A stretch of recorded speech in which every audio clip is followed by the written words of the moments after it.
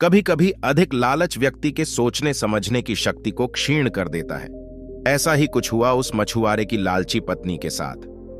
लालच से भरी कथा सुनाते हुए भगवान बुद्ध ने अपने शिष्यों से कहा, एक समय की बात है, सागर के मध्य में एक द्वीप पर एक टूटी फूटी झोंपड़ी थी, जिसमें एक मछुआरा अपनी पत्नी के साथ रहता था। मछुआरा नित्य जाल लेकर सागर तट पर जाता और मछलियां पकड़ कर लाता।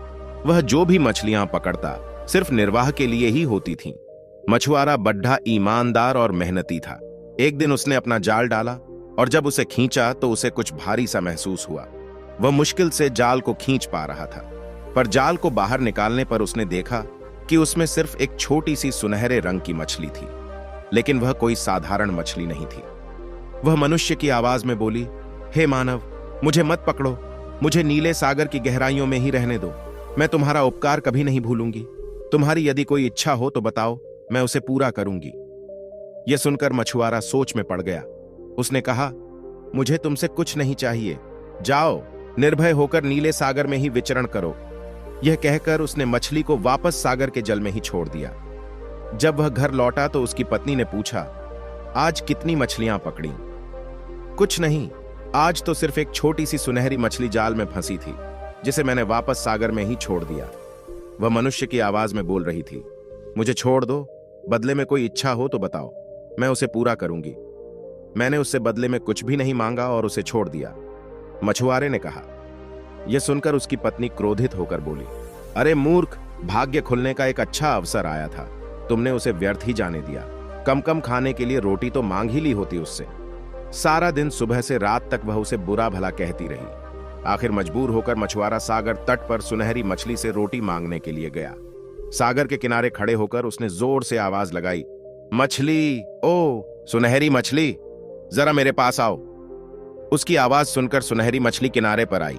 उसने मछुआरे से पूछा, बोलो, क्या चाहिए तुम्हें? मछुआरे ने कहा, मेरी पत्नी मुझ पर बहुत नाराज हो रही है, उसने मुझे तुम्हारे पास रोटी मांगने के लिए भेजा है। मछुआरे ने कहा। मछली के आश्वासन पर मछुआरे ने घर पहुंचकर देखा कि सचमुच वहां पर रोटियों का ढेर लगा हुआ था। पत्नी ने कहा, घर में रोटियों की कमी नहीं है, पर कपड़े धोने वाले टब में छेद हो गया है। जाओ सुनहरी मछली से कपड़े धोने वाला नया टब भी मांग लाओ। मछुआरा पुनः सागर तट पर गया।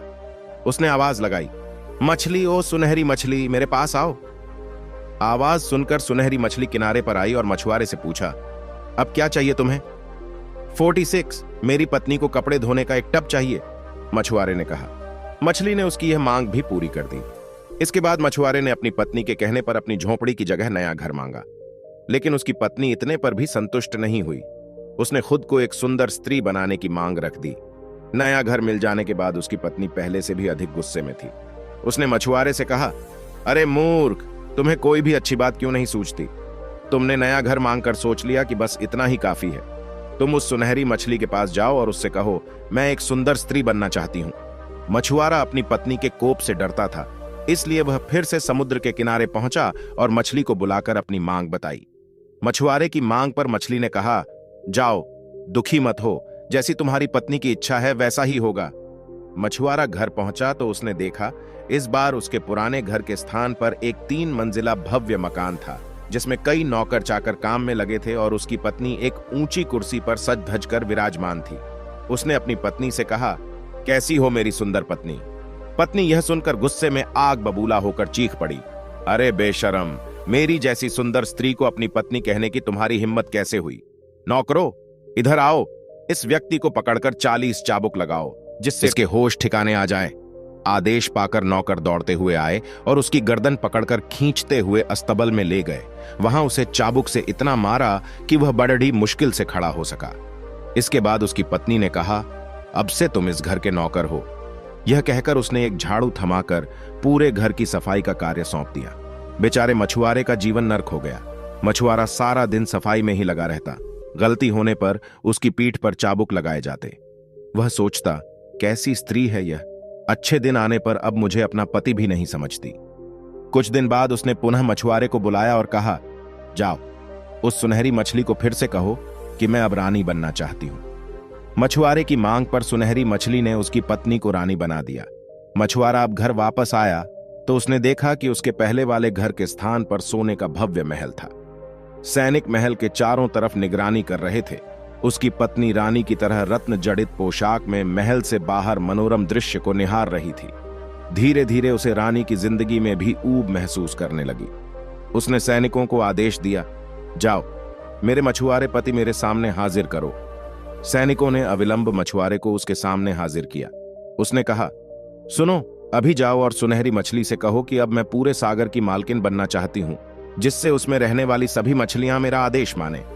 मछुआरे ने उसकी बात मानने से इनकार कर दिया, पर स्त्री की धमकी के आगे उसका इनकार व्यर्थ ही रहा। अतः विवश होकर वह पुनः तट पर गया और सुनहरी मछली को आवाज देने लगा। इस बार सुनहरी मछली नहीं आई। उसने फिर आवाज लगाई। वह बहुत देर तक पुकारता रहा, तब कहीं सुनहरी मछली उसके पास आई।